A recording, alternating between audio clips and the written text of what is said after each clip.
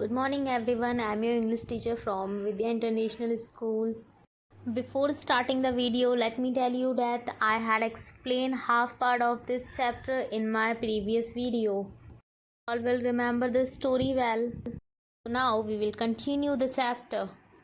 My sister and I went to stay with our Nana and Nani at 46 Pali Hill, and our bedroom was directly above Salim Mamu's apartment. We always hoped that Salim Mamu would be away in some jungle, mountain, or desert. We loved to play hide and seek with our cousins, and Salim Mamu didn't like noise when he was working.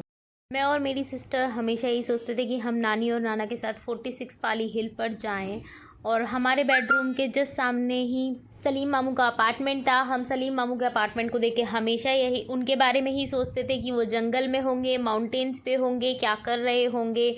और हमें hide and seek खेलना बहुत पसंद था अपने cousins के साथ, but Salim मामू didn't like noise when he was working. जब भी वो वर्क करते थे उन्हें बिल्कुल भी नॉइज़ पसंद नहीं था, बट हम लोग हमेशा नॉइज़ क्रिएट करते थे। But of course we had to put up with the noise of his typewriter at 5 in the morning. Clack, clack, clack. He typed most of his books himself. It was only after he had started work on the 10-volume handbook of the birds of India and Pakistan that he had a typist to help him. But of course हमें उनके typewriter की आवाज़ सुबह 5 बजे से सुननी पड़ती थी, and the typewriter voice is just clack clack clack. He type most of the books himself. उन्होंने बहुत सी बुक्स अपने आप से खुद से ही टाइप की थी। वो 10 से अबव बुक्स टाइप कर चुके थे, और ऑब्वियस सी बात है उनके पास में उनका खुद का टाइपिस्ट भी था। However busy the birds were keeping him, Salim Mamu tried to make it to Kihim every May. Kihim, a beach of some 90 kilometers south of Bombay, is where our family spends summer. There are about 15 homes belonging to our aunts, uncle and cousins on the 4 kilometers stretch of the beach. Every May, Salim Mamu उस जगह को किहिम बनाने की कोशिश करते थे। यहाँ पे किहिम एक प्लेस का नाम है जो कि साउथ ऑफ बॉम्बे में है, 90 किलोमीटर्स दूर है जिस जगह पे वो लोग रह रहे थे वहाँ से। और वहाँ पे उनकी फैमिली एवरी समर्स में जाया करती थी अपना टाइम स्पेंड करने। और वहाँ पे लगभग उनके 15 होम्स ऐसे थे जो बिलोंग करते थे, उनके आंटी और अंकल और कज़िन्स हुआ करते थे। और 4 किलोमीटर्स के बीच पे वो लोग सिर्फ घूमा करते थे। Salim Mamu love to wander in the forest and paddy fields inland of the beach. This is where he had done his famous Weaver bird or Bayer study, and it remained his lifelong retreat. When Nani and Nana died and the Pali Hill house was sold, Salim Mamu moved to Kihim and spent his last day there. Salim मामू को forest और beaches पे रहना ही ज़्यादा पसंद था, और वहीं पे रह के उन्होंने अपनी फेमस बर्ड के ऊपर स्टडी की थी।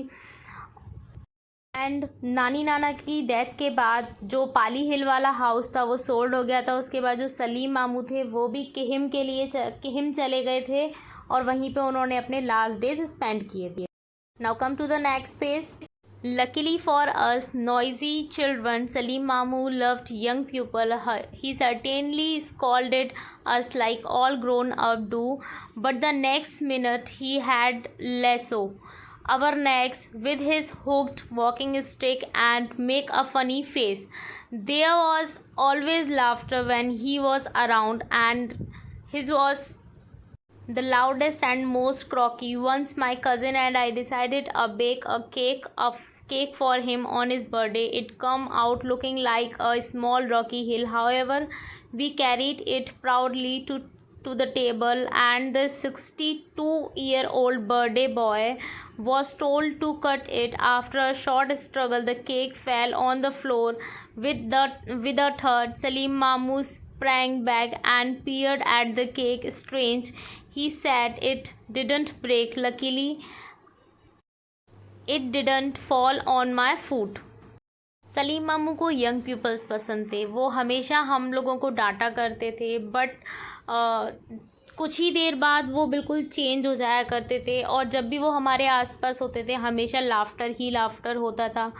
एक बार मैंने और मेरे कज़िन्स ने डिसाइड किया कि हम उनके बर्थडे पे उनके लिए केक बेक करेंगे। जो केक बेक हुआ था वो बिल्कुल एज अ रॉकी हील की तरह लग रहा था, लेकिन जैसा भी था हमने प्राउडली उस केक को टेबल तक पहुंचाया और 62 ईयर ओल्ड बर्थडे बॉय के सामने वो केक रखा और उसे कट करने के लिए बोला। इसी स्ट्रगल के बीच में वो जो केक था वो गलती से नीचे गिर गया, लेकिन सलीम मामू ने उस केक को उठाया और दोबारा से सेट कर दिया स्ट्रेंज, और उन्होंने कहा इट डिडंट ब्रेक, ये टूटा नहीं है, don't worry, luckily it didn't fall on my foot, अच्छा है कि ये मेरे पैरों पे नहीं गिरा। Salim Mamu had a great passion of for motorcycle. His niece and nephew were sometimes give rides in the sidecar of his 500cc Sunbeam, on which he had travelled widely in Europe in 1950. The Sunbeam was famous in Pali Hill traffic until at the age of 68 Salim Mamu sadly gave it up.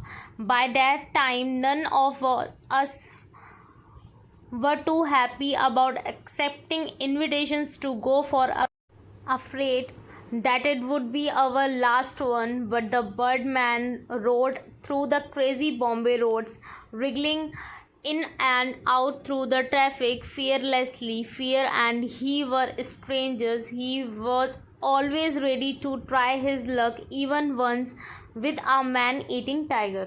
Salim मामू को passion था motorcycle चलाने का।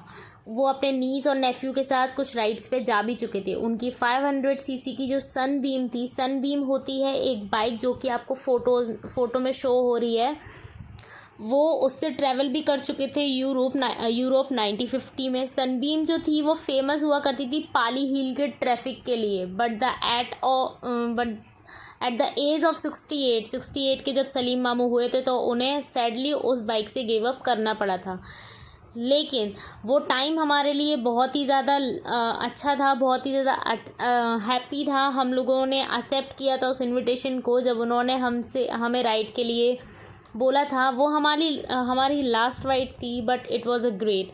और एक Birdman के साथ हम लोगों का राइड करना बहुत ही ज़्यादा लकी था हमारे लिए। उन्हें बॉम्बे के रोड्स के लिए बहुत ज़्यादा क्रेज़ी हुआ करते थे विदाउट एनी फियर, और वो अपने स्ट्रेंजर्स के साथ कैसे भी चला करते थे और हमेशा वो अपने लक को आजमाते थे। It was during the best survey on a very bad road about 30 kilometres from the nearest town the jeep broke down. Other traffic, mostly bullock carts, had been stopped because there was a man-eating tiger in the area. Having waited all the day for the lift, Salim Bhai decided to take things into his own hands, or rather feet. At midnight, he set off with an equally brave birdwatcher and a loaded gun on his shoulder. Forest they walked through was exactly where the tiger had had his last human meal a few days before. In that thick jungle, in a sudden attack, they may well have ended up nourishing the tiger. No time to aim the gun and fire. After a 6-hour walk in the darkness, they reached the town and were told their trek had been absolute madness, but the jeep did get repaired and the survey continued.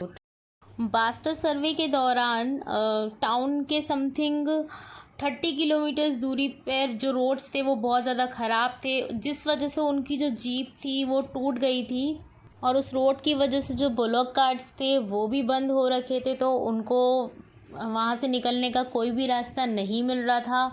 उन्होंने पूरा दिन वहाँ पे wait किया। Then he decided कि अब जो कुछ भी करना है उन्हें खुद को ही करना है। तो आधी रात को जो बर्ड वो वहाँ से निकल लिया, अपने शोल्डर्स पे अपनी गन को लादे। देन जब वो एक फॉरेस्ट में पहुँचा तो उसे कौन दिखा वहाँ पर? टाइगर।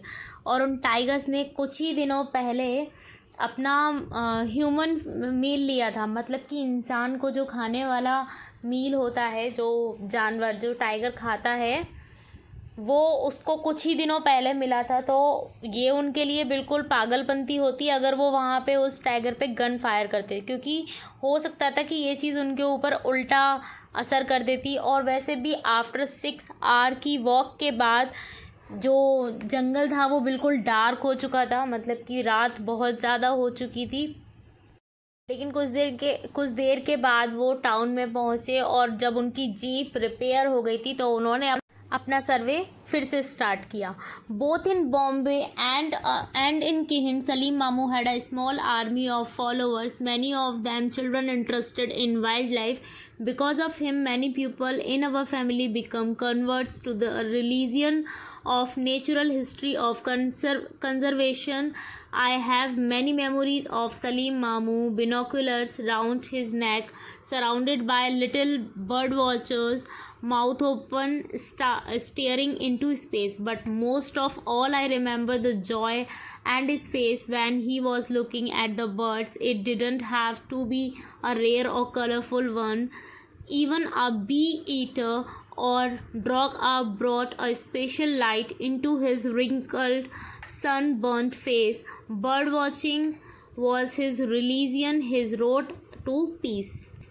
किहिम और बॉम्बे में सलीम मामू के फॉलोवर्स की एक छोटी सी आर्मी थी, और बहुत सारे चिल्ड्रन जो थे वो वाइल्ड लाइफ में इंटरेस्टेड थे। और उनकी वजह से, बिकॉज ऑफ सलीम मामू, बहुत सारे पीपल ऐसे थे जो कन्वर्ट हुए थे इस नेचुरल हिस्ट्री के रिलीजन में।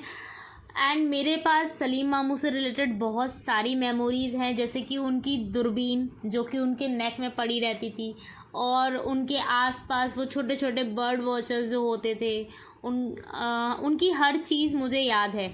But most of all I remember, बहुत ज़्यादा जो मुझे याद है, उनके फेस पे जो खुशी होती थी जब वो बर्ड्स को देख लेते थे तब।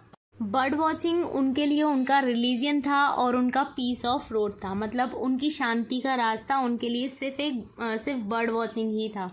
Hope you all understand the story very well. If anyone have any query, you can contact me, and stay home, stay safe. Thank you.